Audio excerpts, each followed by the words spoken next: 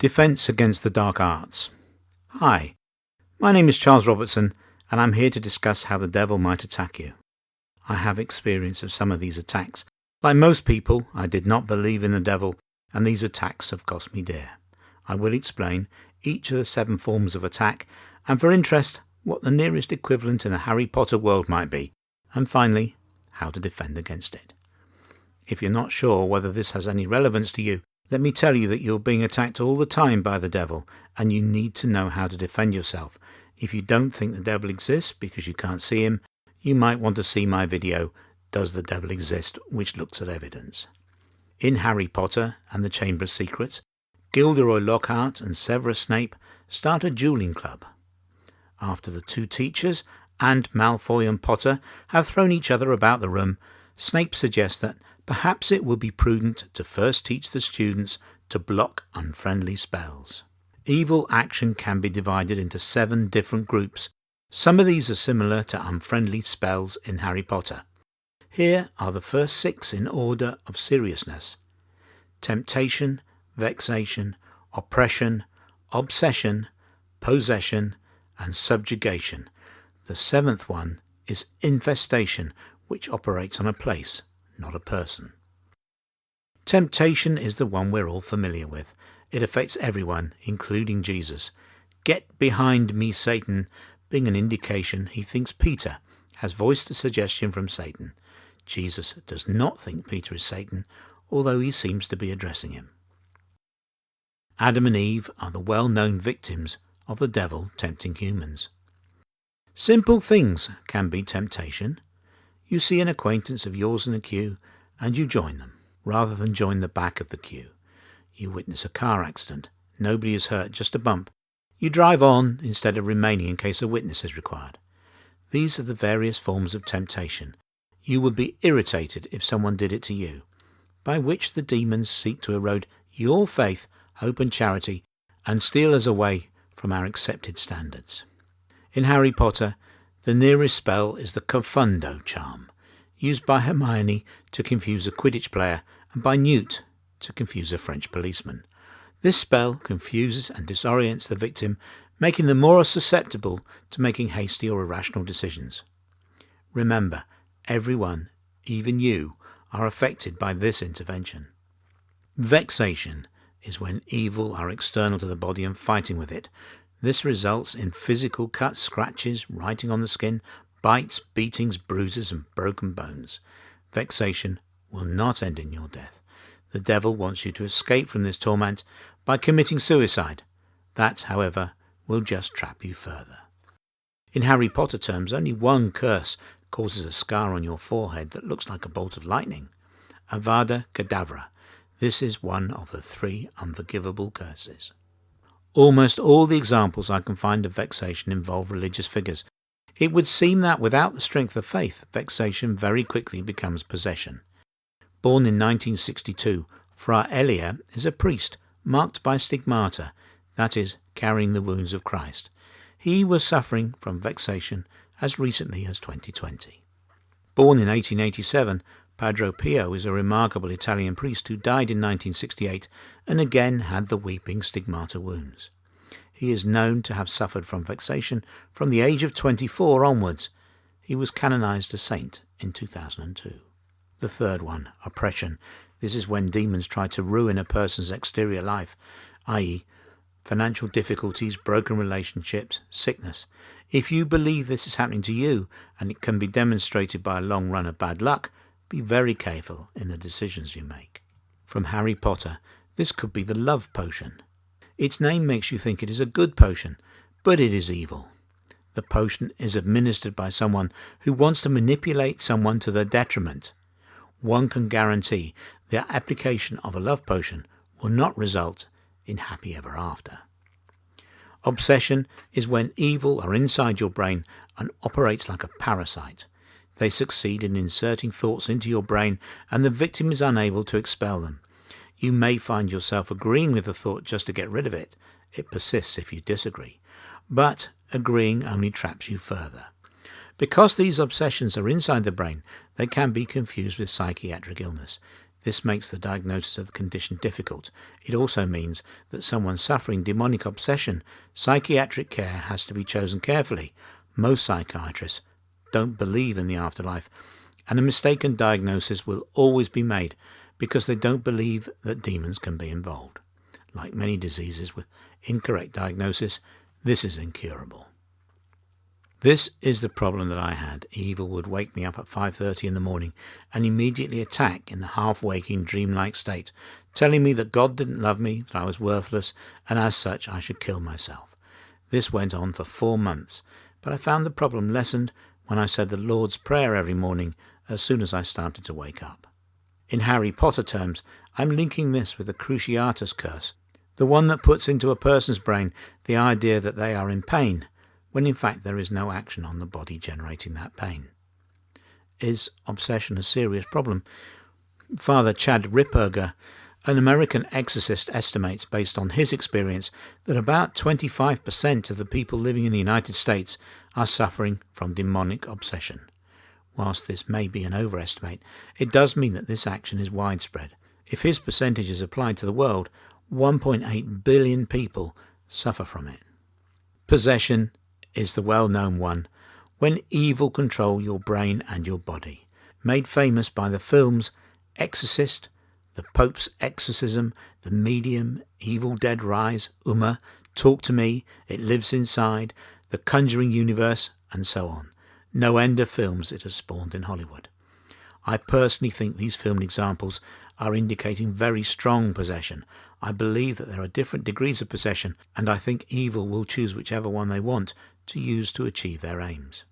The devil likes to stay hidden, but a full-on possession is too easy to diagnose. Speaking in a language completely unknown, possessing superhuman strength, body levitation, a change in face shape, an aversion to sacred objects, convulsions, loud cries, and a knowledge of the occult.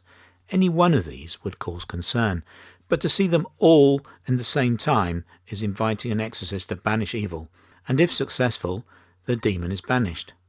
What then is the motivation for the demon to do it? Does he get a thrill from being banished, like a dolphin in the bow wave of a ship? Much better for a demon to infect someone to a lesser degree and not invite an exorcism. Exorcisms are rarely given, and perhaps because of Hollywood interest, publicity about them is deliberately suppressed. Many years ago, I was out walking with a friend when I felt my consciousness move to the right, and I felt I was watching what was happening from outside my body. I heard myself telling her something which I would not have done consciously, and then my consciousness returned to centre. This seemed to be a possession, although fairly benign, but scary to be conscious and not to be in control of your actions. I think that many examples of schizophrenia, when an ordinary person switches to something evil, can in fact be a less extreme example of a possession, and although drugs are going to help, psychologists should be open to the influence of demons, because the victim is not going to be cured by only drugs. Because it can force you to do things against your will, the Harry Potter equivalent curse is the Imperius Curse. You're being controlled like a puppet. The sixth type is subjugation. This is when a person literally makes a pact with the devil or a demon and submits to his lordship. This often starts off as promised but ends in destruction. In the picture, the two wives are about to be buried with their husband. It started as a marriage. It ends in murder. It is rumoured that John Lennon, seen here on the left, is reported to have made a pact with the devil before he and the Beatles became famous. The pact involved a period of 20 years. Almost 20 years to the day of the pact, John Lennon was shot. Long after Mike Chapman shot John Lennon, he told a journalist that he believed he was possessed and he had carried out his own exorcism. He thought 6 entities left him when he did this. Subjugation was much more popular in previous centuries than possession. In the 1592 play, The Tragic History of the Life and Death of Dr. Faustus by Christopher Marlowe, we have a main character who signs a pact in blood with the devil. Interestingly, at one of the performances, William Prine records the tale that actual devils once appeared on the stage, to the great amazement of both the actors and spectators. Some people are allegedly driven mad, distracted with the fearful sight. I cannot see an equivalent Harry Potter spell for this. However, adherents of Voldemort had the Dark Mark, a snake with a skull head, tattooed on their arms.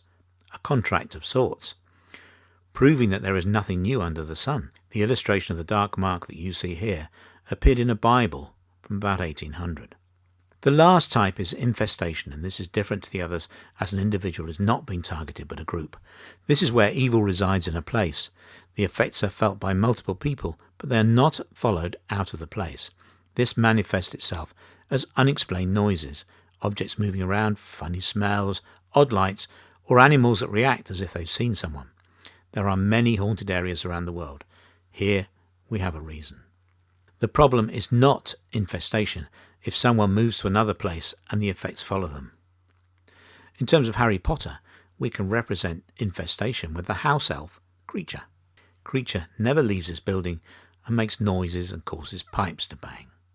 Having found the 4 spells, a potion, a character, and a mark that match in the Harry Potter world with the attacks that evil use, why am I comparing the actions of the devil with Harry Potter?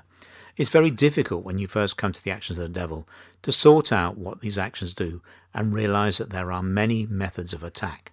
By comparing it to Harry Potter, we can relate these actions in the spiritual world to an alternate material world, making it easier to understand. So, what can we do about them? The first thing to understand is that the devil's main advantage is that we don't know he's there. Indeed, science is the friend of the devil because the current scientific-driven society we have is helping to hide the devil. Just believe that he exists. That alone will reduce his advantage. The second thing is that you now know the way in which he operates and can watch signs that you're being targeted. The third thing is that he knows what you are thinking, but you don't know what he is thinking. That's atrociously unjust. There is no activity on the earth where an adversary can read your thoughts, no way to keep a secret or spring a surprise. Like a wild animal who has to expend a lot of time and energy watching for predators, you must do the same. We are not used, as humans, to having predators. We are not used to being vigilant, but you must change your mindset to be more vigilant so you are not surprised by the attack. When the attack comes, and it may not come in this lifetime, you might ask for help. This help must come from Spirit.